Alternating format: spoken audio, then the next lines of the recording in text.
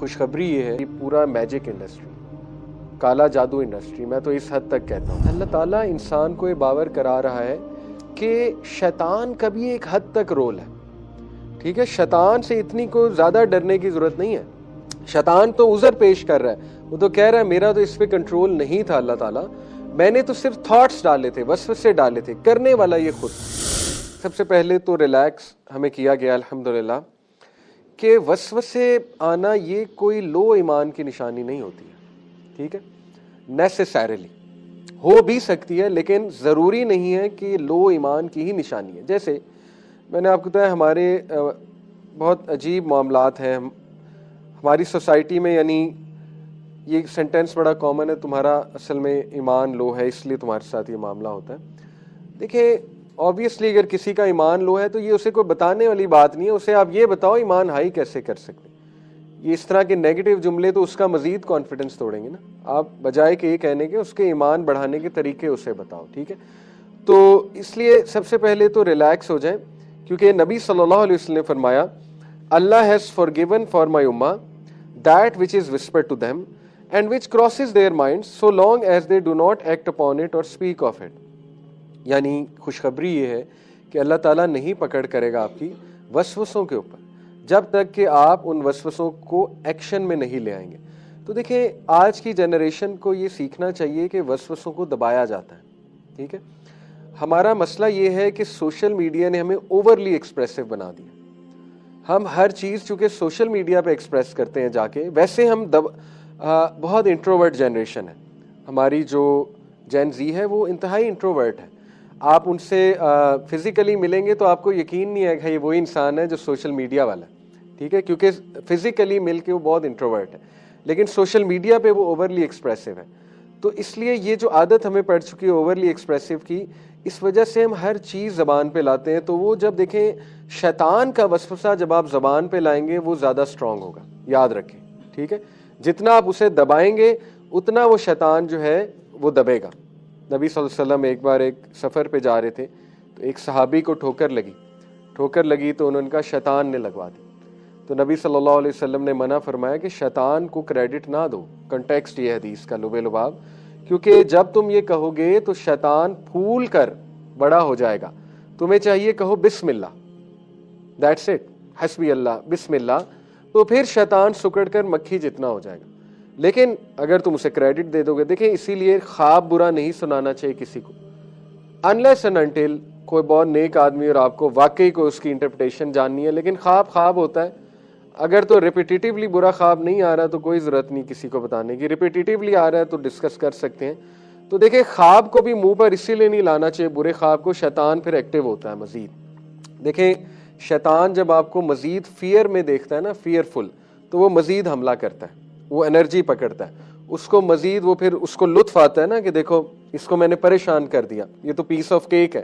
ٹھیک ہے، تو وہ پھر مزید اس پہ اٹیک کرتا ہے. تو آج ہمیں سیکھنا ہے انشاءاللہ ہماری جنریشن کو کہ تھاٹس کو دبانا چاہیے، اور جتنا آپ تھاٹس کو منہ پر لے کر آئیں گے اتنا آپ کے لیے نقصان ہو جائے گا، اور وہ پھر it can cause OCD as well. ٹھیک ہے، تو بڑے برے تھاٹس آتے ہیں. دیکھیں صحابہ کو ایسے تھاٹس آتے تھے. نبی صلی اللہ علیہ وسلم نے حدیث آپ کے سامنے رکھتا ہوں. Some of the companions of Rasulullah sallallahu alaihi wasallam, صحیح مسلم کی حدیث ہے, they came to him and said, we find in our hearts things that none of us dares utter. ہمارے دل میں ایسے وساوس آتے ہیں کہ ہماری جرت نہیں ہے ہم انہیں زبان پر لے آئیں.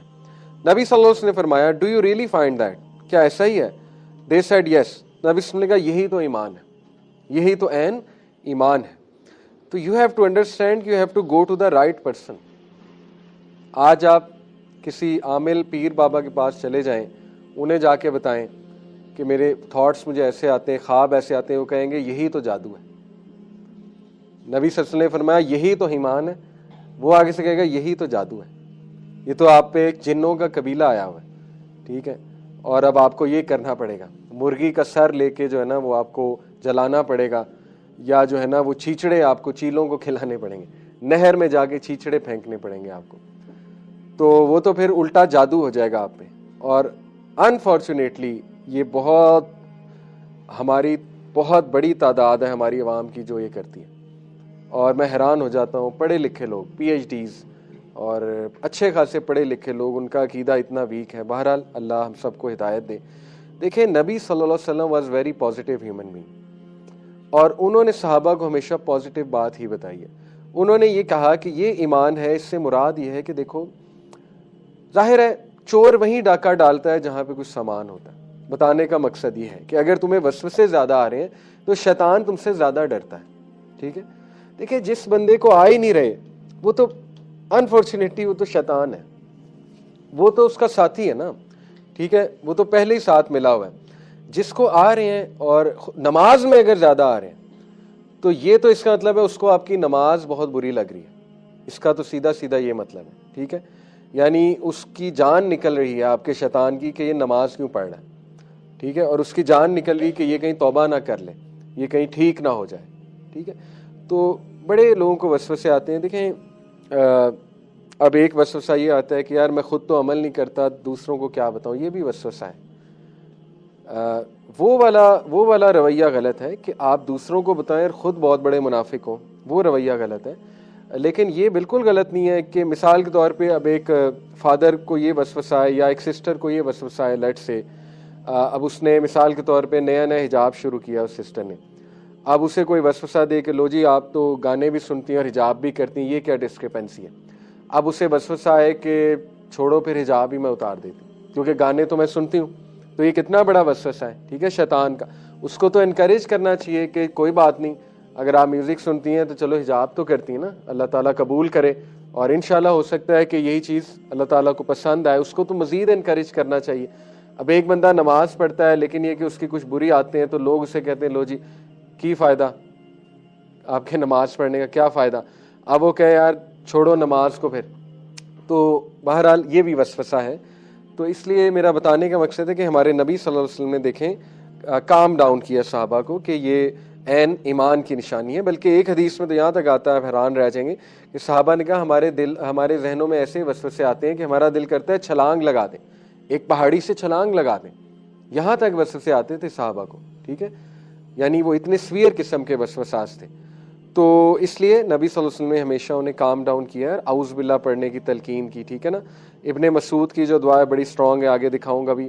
اعوذ باللہ السمیع العلیم من الشیطان الرجیم من ہمزہ ونفخہ ونفثہ, اس کی ٹرانسلیشن بھی بڑی خوبصورت ہے. ٹھیک ہے, تو بہرحال گانے سننے سے بہت وسوسے آتے ہیں.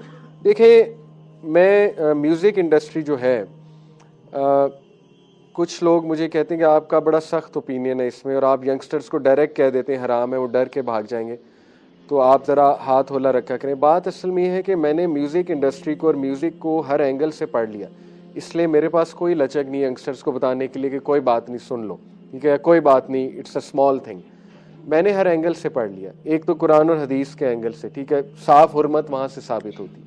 دوسرا سائیکولوجیکل اینگل سے کہ برین پہ اس کے ایفیکٹس کیا ہوتے ہیں آپ کے اوپر. یہ آپ کا وہی پلیجر سرکٹ ایکٹیویٹ کرتا ہے میوزک اور میوزیکل ٹونز جو ڈرگ ایکٹیویٹ کرتا ہے پلیجر سرکٹ. ٹھیک ہے, اور اس سے ایڈکشن ہوتی ہے. اور پھر میں نے اس کے یہ والے ایفیکٹس بھی پڑھے ہیں کہ میوزک اور اسپیشلی ٹیکنو اور rock music is directly link to یہ او سی ڈی, اور یہ آپ کی جو پرابلمز ہوتی ہیں, اسٹریس میں زیادہ آنا, پھر ایڈکشن ہو جانا, پھر بہت زیادہ موڈ ڈاؤن رہنا, اس کا تعلق میوزک سے بہت زیادہ ہے. کیونکہ جب تک آپ میوزک سن رہے ہیں ڈوپامین ہائی ہے, جیسے میوزک ختم ہوا ڈوپامین کی ویلیو ایک دم گری, تو بائی پولر ہو جاتا ہے, بہت زیادہ بائی پولر ہوتا ہے. ٹھیک ہے, یعنی ایک دم بوسٹ ہے میوزک کے, ایسے موڈ بوسٹ ہے, جیسے میوزک ختم ہوا موڈ ڈاؤن ہے. تو یہ والا اینگل بھی پڑھ لیا.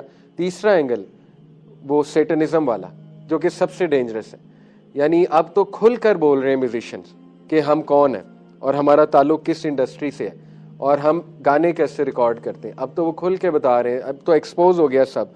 یہ ریچولز ہیں باقاعدہ, آج کے سانگ گندے ریچولز ہیں جو باقاعدہ غلیظ حرکتیں کر کے گانے ریکارڈ کرتے ہیں. تو کیا لگتا ہے ان کی انرجی ہم تک نہیں ٹرانسفر ہوتی ہوگی؟ آپ خود سوچیں, جو بندہ شراب پی کے گانا ریکارڈ کر رہا ہے تو اس کی آواز کی انرجی نہیں ہے. آپ خود بتائیں نا, جو بندہ سورہ البقرہ پڑھ کے آپ سے بات کر رہا ہے اس کی ایک اور انرجی ہے, قرآن پڑھ کے. جو بندہ غلیظ کام کر کے کچھ کر رہا ہے اس کی انرجی بھی تو ہے نا. تو ان گانوں کی ایک انرجی ہوتی ہے. اور اگر آپ مزید ریسرچ کریں سیٹنزم کو لے کے کہ کیا کیا یہ کرتے ہیں گانے ریکارڈ کرنے سے پہلے, البم ریکارڈ کرنے سے پہلے, تو آپ حیران رہ جائیں گے. تو بہرحال ہر اینگل سے چونکہ پڑھ لیا ہوا ہے تو ان کا ایجنڈا بہت کلیئر ہے, گانوں میں, ہپ ہاپ میں, ریپ میں, ٹھیک ہے, پرومسکوٹی, موریلٹی, زنا کو عام کیا جا رہا ہے. باقاعدہ گانے ایسے ہیں کہ یعنی آپ کو وہ باقاعدہ چاہت اندر سے آتی ہے گناہ کرنے کی. گانوں کی انرجی ہے, ٹھیک ہے, پکی بات ہے, 100% ہے. وہ گانے سننے میں بہت انوسینٹ ہوں گے لیکن وہ ریکارڈ جس طرح سے کیے گئے ہیں اور ان کے پیچھے جو سبلیمنل میسیجز ہیں وہ آپ کو خدا نخواستہ گناہوں کی طرف لے جائیں گے. تو گانے اور میوزک یہ one of the biggest source ہے او سی ڈیز کی اور ڈپریشن کی, انگزائٹی کی اور وساوس کی. بہت ایکٹیو ہو جاتے ہیں, بس بہت ایکٹیو ہو جاتے ہیں. دیکھیں میرے نزدیک میوزک انڈسٹری پورا میجک انڈسٹری, کالا جادو انڈسٹری, میں تو اس حد تک کہتا ہوں, ٹھیک ہے. تو جب آپ وہ سنتے ہیں آپ پہ باقاعدہ کالا جادو ہو رہا ہوتا ہے. مطلب میں بہت ایکسٹریم بات کر رہا ہوں لیکن this is what I believe, this is what I know, maybe you can disagree but this is what I think اور واٹ آئی نو. تو اس لیے under all circumstances you should avoid. تو خیر واپس آتے ہیں, topic کہیں اور نکل گیا. What is needed for the treatment, treatment کے لیے جو ہے وہ کیا کیا جائے. دیکھیں دونوں ہی چیزیں, ہولسٹک ٹریٹمنٹ لگے گا او سی ڈی والوں کے لیے. آپ کو ضرور کسی کلینیشین یا کسی ایکسپرٹ کو دکھانا چاہیے, سائیکولوجیکل ایکسپرٹ, کیونکہ ان کے پاس پوری تھیراپیز ہوتی ہیں, باقاعدہ تھیوریپیٹک پروگرامز ہوتے ہیں جو آپ کو جس سے وہ گو تھرو کراتے ہیں اور they are beneficial to some extent. لیکن آن دی ادر ہینڈ آپ کو کسی امام اور کسی ریلیجس اسکالر سے بھی یہ مسئلہ ڈسکس کرنا چاہیے تاکہ وہ آپ کو ریلیونٹ دعائیں بتائیں, ٹھیک ہے, اور کچھ احادیث سنائیں اور کچھ اذکار بتائیں میں بھی, جس سے انشاءاللہ یہ مسئلہ حل ہونے کے انشاءاللہ بہت چانسز ہیں, اور کچھ آپ کو ایک روٹین ڈیزائن کر کے دے, ٹھیک ہے. تو اس میں جو وسوسے ہوتے ہیں, دیکھیں انٹرسٹنگ بات ہے کہ اللہ رب العالمین نے وسوسوں کا جب ذکر کیا ہے تو صدر کا ذکر کیا, الذی یوسوس فی صدور الناس. صدر جو ہے یہ چیسٹ کو کہتے ہیں, ٹھیک ہے, عربک میں. تو شیطان جو ہے بیسیکلی وہ صدر پہ اٹیک کرتا ہے, چیسٹ پہ اور ہارٹ پر اٹیک کرتا ہے, اور ہارٹ از یور اسپرچل کور. نبی صلی اللہ علیہ وسلم نے فرمایا کہ انسان کے جسم میں ایک پیس آف فلیش ہے کہ اگر وہ خراب ہے تو سب کچھ خراب ہے, اور اگر وہ ٹھیک ہے تو سب کچھ ٹھیک ہے, and that is the heart, وہ آپ کا ہارٹ ہے. تو دل پر ورک بہت ضروری ہے, دل پر ورکنگ, ٹھیک ہے, یہ اس کا سلوشن ہے. اسی لیے دیکھیں اپنے دل کو صاف رکھنا, اللہ کا ذکر کرنا یہ بہت ضروری. تلاوت سننا, آپ کے دل کی خوراک ہے تلاوت سننا, اور آپ کو بڑا ڈفرنس فیل ہوگا. ایک طرف گانا سن کے پھر تلاوت سننا, you will feel a lot of difference, آپ کو پتہ لگ جائے گا کہ کس چیز کی کمی ہے آپ کے اندر. بہرحال یہ صدر کی بات میں نے اس لیے کی کیونکہ نبی صلی اللہ علیہ وسلم نے فرمایا کہ انسان جو ہے ان میں سے کوئی ایسا نہیں مگر اس کے ساتھ ایک جنوں میں سے ایک ہم نشین لگایا گیا ہے. صحابہ نے کہا, ہمت کر کے پوچھا, یا رسول اللہ آپ کے ساتھ بھی ہم نشین, قرین کہتے ہیں اسے. آپ سب نے فرمایا میرے ساتھ بھی, لیکن یہ اللہ تعالیٰ نے اس پر میری مدد کی ہے کہ وہ مسلمان ہو گیا اور مجھے صرف نیکی کا حکم دیتا ہے. سبحان اللہ. یعنی ہمارے نبی میں اتنی پاور تھی تو اللہ کے نبی نے کہا میں نے تو اسے قائل کر لیا نیکی کے اوپر, مسلمان کر لیا, لیکن ظاہر ہے کہ ہم نبی نہیں ہیں. تو یہ جو قرین ہے اس کا قرآن میں بھی ذکر ہے. یہ ہے سورہ قاف کی آیت نمبر 27, قال قرینہ, اس کا قرین اس دن کہے گا قیامت والے دن, ربنا ما اطغیتہ ولکن کان فی ضلال بعید, اے میرے رب I did not make him transgress, میں نے اسے گمراہ نہیں کیا. He himself was in extreme error. اچھا یہ جملہ اللہ سبحانہ تعالیٰ کیوں بتا رہے ہیں قرین کا؟ کیونکہ اللہ تعالیٰ انسان کو یہ باور کرا رہا ہے کہ شیطان کا بھی ایک حد تک رول ہے, ٹھیک ہے. شیطان سے اتنی کو زیادہ ڈرنے کی ضرورت نہیں ہے.